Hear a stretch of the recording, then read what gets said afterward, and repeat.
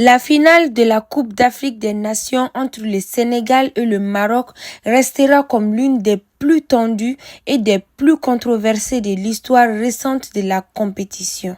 Un match au scénario presque irréel, marqué par des décisions arbitrales contestées, des interruptions inhabituelles, une tension extrême sur et autour du terrain et au final, une victoire sénégalaise au terme des prolongations. Revenons sur les faits calmement. Dès le temps réglementaire, plusieurs décisions font polémique. Un but refusé au Sénégal pour une faute signalée sur Achraf Hakimi, puis, dans le temps additionnel, la VAR intervient et accorde une pénalty au Maroc. À ce moment-là, le match bascule. Le sélectionneur sénégalais Pape Thiaw demande à ses joueurs de quitter le terrain en signe de protestation. Une image forte, rare à ce niveau de compétition. C'est alors que le capitaine Sadio Mané intervient, il rappelle ses coéquipiers, refuse l'escalade et choisit de revenir jouer.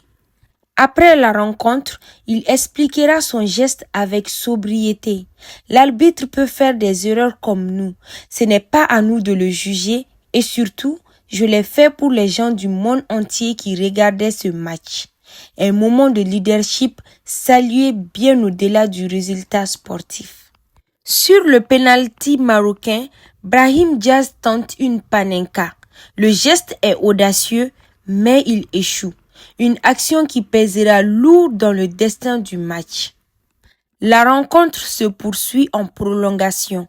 Le Maroc se retrouve à 10 contre 11 et c'est finalement Pape Gueye qui inscrit le but décisif offrant la CAN au Sénégal. Mais au-delà du score, une autre polémique envahit les réseaux sociaux.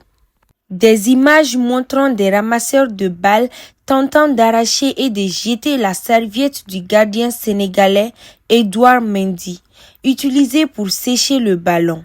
Son remplaçant Yehvan Diouf intervient pour protéger l'objet et se retrouve pris à partie. Ces images font le tour du monde, alimentant colère, indignation et parfois exagération.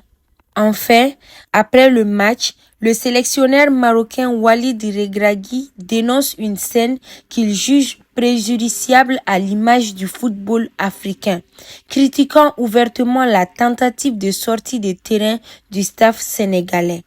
Des mots forts, une frustration compréhensible, mais aussi le reflet d'une finale sous très haute tension. Ce qu'il faut retenir. Ce match n'a pas seulement été une finale, il a été un concentré de pression, d'émotions, d'enjeux et de limites humaines.